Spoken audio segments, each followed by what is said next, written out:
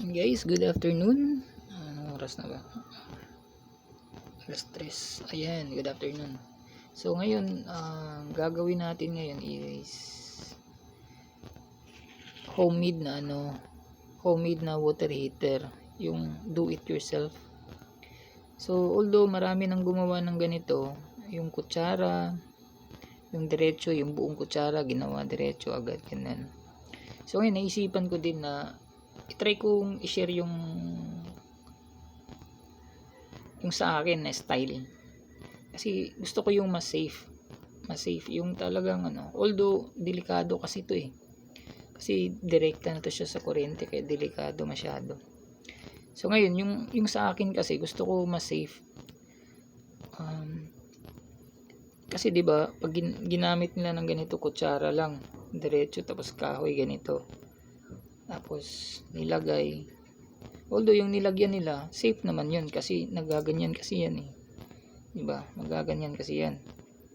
Tapos paglagay mo ng ganyan may kuryente na yan bawat dyan isa direkta. So ngayon paglagay mo ng ganyan okay lang yan, mag-iinit yan, walang problema yan kasi ito ceramic, hindi dumadalo yung kuryente dito kahit magaganyan yan o dito sa ilalim. So imposibleng masunog o pumutok yung breaker nyo kasi wala ganyan, diba? So ngayon yung iba naman ng ganito ginagamit plastic, pag ganyan plastic, so lalo na yung plastic. So yung problema kasi yung hindi ka aware ba tapos nagaganyan yan tapos sinaksak mo, tapos yung nagamit mo na baso is stainless or metal yan, pag ganun mo lang di ba nagkadikit, good conductor pa ng kuryente, so bang boom, putok, sabog, delikado di ba? So ngayon yung gagawin ko is ganito pa rin pero yung medyo mas safe, yung mas safe, although delikado pero gagawin natin na medyo mas safe siya. So ang gawin natin, pwede din yung kutsara, pwede rin tinidor, pwede rin yung basta mga stainless or metal. Pero yung metal kasi pag kinakalawang kasi itong stainless hindi kasi. So pwede din copper. So ngayon papakita ko sa inyo at ituturo ko sa inyo yung paano gawin to. Ito idea ko lang to. Kasi yung iba nagawa nila yun. Pero yung sa akin kasi mas gusto ko yung sa akin kasi gusto ko talaga yung kahit papano safe ba, hindi delikado. So ngayon gawin natin itong ganito, gawin natin ng ganito. Ayan. Kung wala kayong pang drill, pang butas nito, yan kasi madalian kasi, so hindi natin kailangan magbutas dito. So dapat gawin natin ganito na lang, yung wire tatali lang natin dito tapos lagyan natin ng electrical tape kasi pang madalian yun easy way lang yung gawin natin, yung quick way, easy way yan. So hindi na natin kailangan magbutas, tali lang, electrical tape lang, pero tuturo ko sa inyo paano itali ng maganda. So okay, so kailangan natin ito tinidor, pinutulan ko lang, yung iba hindi na pinutol kasi yung kutsara hindi na pinutol kaya pinasok yung diretso. Yung sa akin kasi pinutol ko na, tapos may mga distansya to, tapos nito tinidor, ito yan pang cover dito ganyan. So ito pala kahoy to, tulad ng iba ginamit na kahoy din, ginamit lang ng harang dyan para pagdikitan sa ganyan. So ito pang dito to, yan, ito yung pangsangga, kumbaga pagtusog dun, ayan. So yung sa akin kasi nilagyan ko ng ganito, yung iba meron din pero itong sa akin iba din to. So ginamit ko nito is halo, yung sa antena to, sa antena pinutol ko lang, ayan. So tuturo ko din kung paano maging ganito, ayan, yung lahat na to ituturo ko. So ngayon gawin na natin ito at saka ito, saka yung kabuuan itong wire. So ngayon ang kailangan natin is tinidor, yung sa antena, tapos wire, tapos circuit breaker, tapos plug, tapos ito electrical tape, yun lang. So pwede din yung pangputol sa antena, ito pangputol ng bakal. So plies pala pangbalat ng wire. So yun, ang wire na gagamitin natin is number 12 or number 10. Dapat TW at saka THW lang, kasi para ganito malambot, tsaka walang plastic. Kasi pag THWN, ano yun, makapal tapos may plastic, mahirapan kayo magbalot. Tapos hindi rin siya flexible ng ganito, ganyan. Iba yun, matigas yun pag THHN. So gamitin natin TW tsaka THW. So balatan natin to para itali natin ng ganito dito. So unang gawin natin is balatan natin to. Pag balat natin ng ganito, dapat medyo mas mahaba, yung mga 3 inches, ganyan, 3 inches. Yan, para matali natin. Pag hindi nyo alam, ganito na lang, 3 inches. Yan. So dito, ganyan ninyo. Yan, tapos balatan. Yan. So may ginawa na ako dito para mas madali. Yan. So 3 inches. So ngayon, ito, tatali nyo to dito. Tali nyo to siya dito. Ito, tali nyo. So pagtali nito ganito. Although kasi kailangan ng ganyan. Yan. So nakaganon na siya. So ganyan. Ganun mo pagtali. So dapat may 1 inches ka, di ba? Ganyan ang 1 inches. Mula dito dapat may 1 inches ka, ganyan. Pag di mo alam, ganyan lang. Yan, tapos bahin mo to, ganyan. Yan. Tali mo ng ganyan. So 1 inches yan. Ganun mo. Turuan ko kayo paano itali ito ng mahigpit, ganyan. Ganyan lang.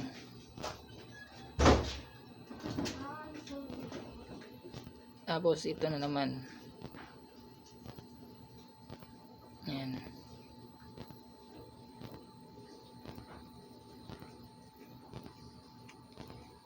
Yung unang pagtali nyo pag ganun, di ba? Pag ganun. So ngayon naman ito pag ganun. Pag ganyan. Pag ganyan. Yan.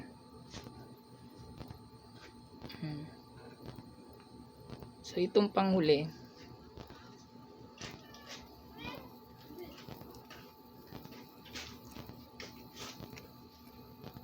di ba pag ganun? Yung una pag ganyan, tapos ito pag ganun. So ito naman pag ganyan. Yan.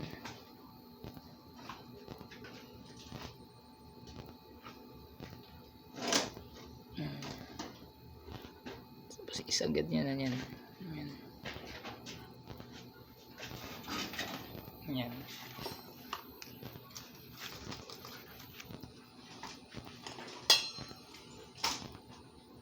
So okay na yan. So lagyan nyo ng electrical tape. Ito, electrical tape, palutin nyo. Pag wala kayong soldering iron, kasi mas maganda kung lalagyan nyo ito ng soldering iron. Ito lahat, susuldahin nyo yan. Pero pag wala kayong soldering iron, kasi madalian lang, ititip nyo na lang, diba? Itip nyo na lang, tip yan, titip. So pero ipapakita ko muna sa inyo kung lagyan ng suldahin natin, diba? Pero bago natin suldahin to, ito muna, ito. So ito, binalot lang to ng electrical tape. So ito, so binalot na to ng electrical tape. So balutin natin ng electrical tape bago natin suldahin to. Yan guys, salamat pala sa sa panood niyo ngayon. So kung magustuhan niyo man tong video na to, paki-like, then paki-share. Then huwag niyo kalimutang mag-subscribe para kahit paano updated kayo. Ma-update kayo kung meron akong gagawing video. Yan. Yan Yan, balutin niyo lang yan. Sige lang yan. Hindi na masyadong kapalan Pangbalot lang. Ayan. Yan. Tapos ito, diba? Ito may makita kayo dito. So gagawin nyo dito, ganito din lang. Yan. Yan. Dito muna. So yan. Pataasan nyo. Ang pagtaas, ganyan. Ilahin nyo. Yan. At ganyan lang. Hindi na pagandahin masyado. Kasi pang madalian lang, diba? Ayan o. Dito sa kabila. Ayan. So, pataasin. Ayan.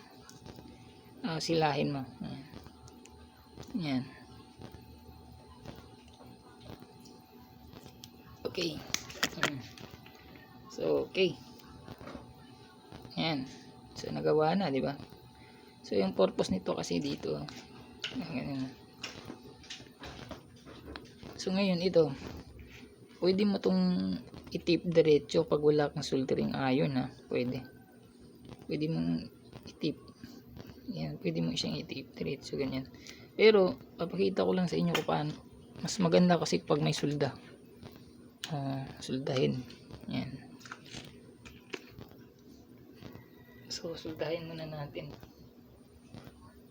Kung may sulda kayo, pag wala, i-tape nyo na lang. Sundin nyo lang kung paano mag-tape diretso. So, bago muna yan, tignan mo muna kung mas susuldahin natin.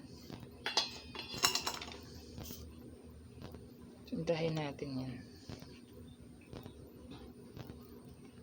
Purpose kasi niyan, bakit sinulda ko, para hindi siya matanggal. Kumbaga, protection lang ba? Ayan o. Para magdikit siya lahat.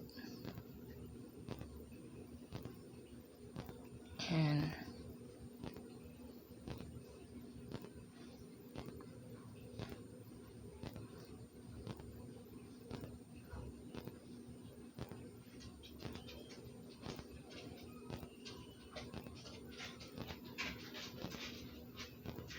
Pwede naman hindi suldahin, pwede rin suldahin. Mas maganda din suldahin.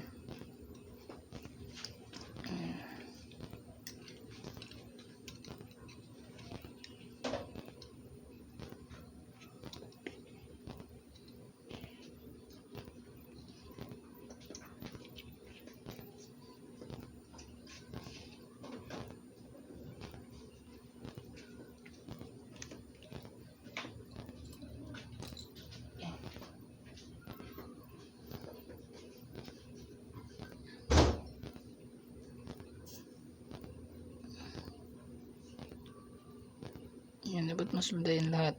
Yan sa mga gilid-gilid. Yan. Importante makapagdikit yung iba.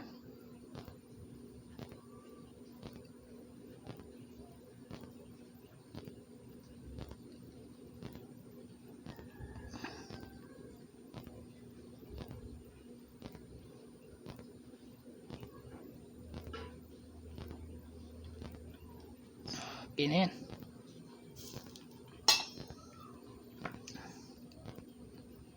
Ngayon nakita nyo na. So, kung may pangsulda kayo, mas magandang suldahin. Yan o. Mas magandang suldahin. Pero pag wala, okay lang din. So, titip nyo na ito. Tip nyo na. Kunwari, wala kayong pangsulda, ititip nyo na lang diretso. Ganyan. Dito kayo muna. Yan. Yan. Tapos, dahan-dahan kayong papunta dyan. Yan. Dahan pataas. Yan, dahan pataas. Yan. Dahan lang. Yan, dahan. Hanggang mabot kayo dito. Pag abot nyo dito, kahit lagpas nyo konti, yan, balik na naman. Yan. Para ma-safe, dublehin yan lang. Yan.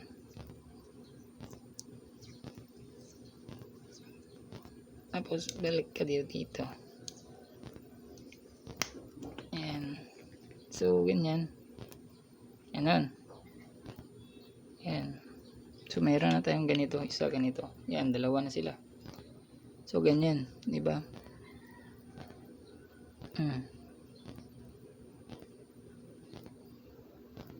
So, wag ganyan ang gagawin natin kasi magkapareho sila na ganyan. Dapat ganito, ganyan. Tapos, tataas natin konti. Yung iba, pagkapareho sila, balance. Yung sa akin kasi dapat hindi sila kapareho, ganyan, no? Yan. Yan, no? Distansya. I-explain ko mamaya bakit ganyan yung gusto ko. Yan. Pero dapat yan, dito rin, sundin nyo to hanggang dito. Yan. Balutin nyo hanggang dito. Yan. Pag distansya niya, ganyan distansya niya. Kahit konti-konti lang, ayan. Oh. Tapos ganyan. So hanggang dito din, balutin natin. Ayan. Ganyan.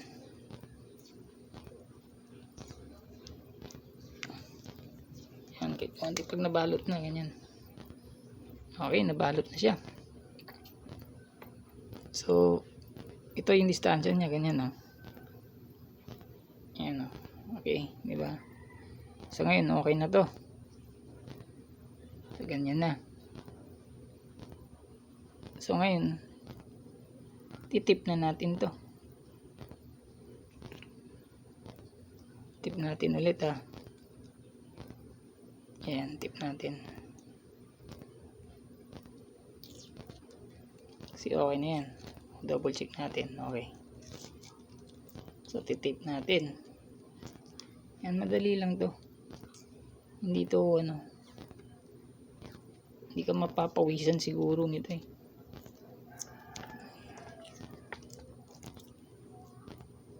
Yan.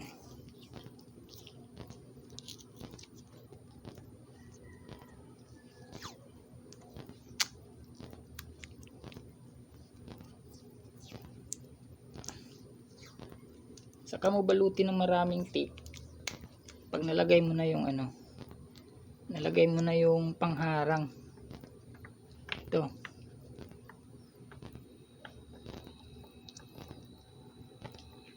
Itong pangharang dito, ganyan.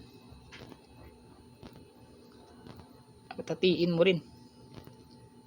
Magkahati siya, ganyan. Pag nakita mo ganyan, o to, ganyan. So, okay na yan.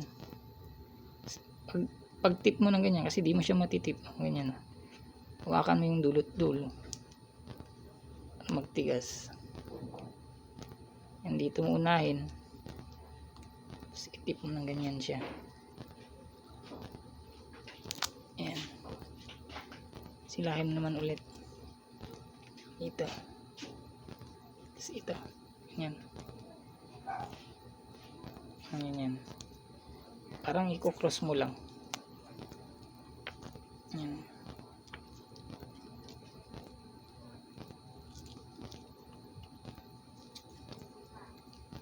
Yan.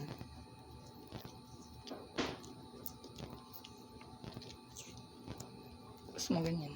Balik ulit. Yan. Tapos kunin mo. Dito ikot mo na. Yan. Ikot mo na. Ikot. Tsaka ikot. Tsaka ikot pa dito sa taas hanggang makita mo. Ito na lang. Yan.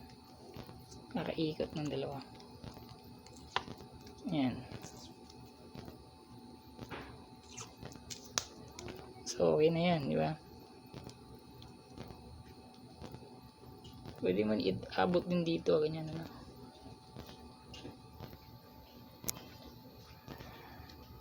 So, meron na tayong ganito. Okay? So, hindi siya nag-abot, oh. Di ba may distansya? Yan, oh. Ang purpose ko kasi nito, pag natusok sa dulo, ganyan, oh, hindi siya hindi nakaabot sa dulo yung isa. Pag nakaganon din naman siya, hindi siya makakaabot yung isa. Pag gano'n naman, hindi rin siya makakaabot, di ba? Pero lang pag sinadya mo ganyan. Isadya mo talaga sa gilid-gilid, isadya mo. So, ayan, oh. Ayan, meron kayong ganyan. parang espada, di ba? Oh, di ba? Parang espada lang. Oh. Maliit na espada. Espada ni Panday. Yan. So, sunod, ito. Breaker. Di ba? Kinabit ko na yung pang plug niya. Yan. So, ngayon ikabit natin to sa breaker. So, madali lang to.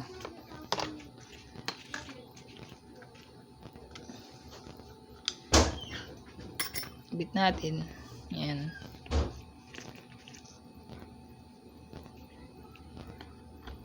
Pitan natin masyado.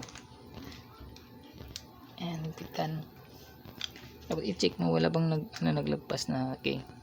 Ito naman, pag nakita ka meron, ikutan mo. Tapos pasok. Tapos tama lang. O, ganyan. Tapos yan, ikot. Ipitan. Yan, ipitan. Yan. So ngayon, kukuha na tayo ng baso. Gamitin natin yung metal. Yan. Patay ng tubig.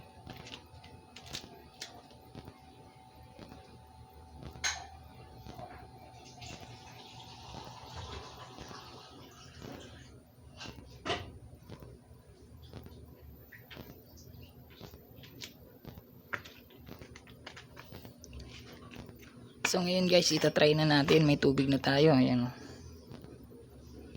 So itry natin.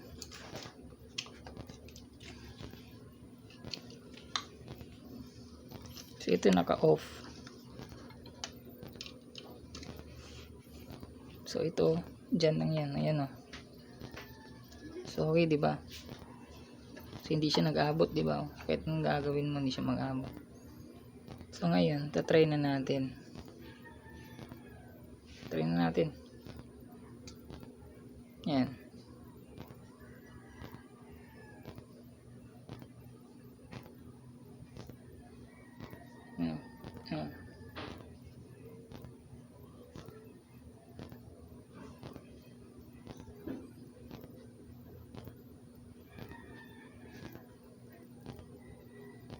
Tayo natin uminit. Ang purpose kasi nito is pang ganun mo, pang holder niya ba, holder. So ito yung holder niya. Yan, para hindi siya umabot doon. Pag nakaganyan naman siya, pag nakaganyan siya, hindi naman siya nakakaabot sa ano. Yan, sa kuryente. Yung isa na umabot, pero yung isa hindi. Yan, pag ganun naman, yung isa dito nakaabot, pero yung isa hindi. Yan. Pero pag sadyain mo ng ganyan, no, talagang mag-abot. So yun yung purpose ko dito, mas safe kumbaga. Kasi yung pag diretso lang, wala, delikado. Pag ganito metal kasi ito eh. Ayan o, minute na, di ba? Di ba? Okay.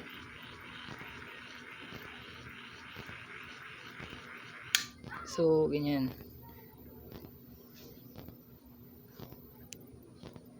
So meron ka ng heater. So pag ceramic naman ang gamit mo, pag ceramic naman ganito, diretso mo na lang lagay. Yan, wala nang problema. Diba, hawakan mo lang, diretso mo lang ganyan. Pero guys, itong ginamit ko kasi maliit lang na wire. Nasa inyo na yun kung gusto nyo pahabain para kahit maganon, gaganon siya. Yan, pahabain nyo. Sa akin kasi di na siya hindi ko pinahaba, ganyan lang yung nilagay ko. So kaya ganyan lang. Yan o. So hanggang ganyan lang siya. Kasi pag mag-lock to ganyan. O pag dito naman nag-lock din siya. So ngayon, ang ganito. Ang purpose dito kasi ito, and wag na natin hawakan kasi ito mahaba. Pag nagdikit siya ng ganon, yan. Pag nakadikit siya ng ganon, ganyan. So hindi umabot, 'di ba? Yung isa.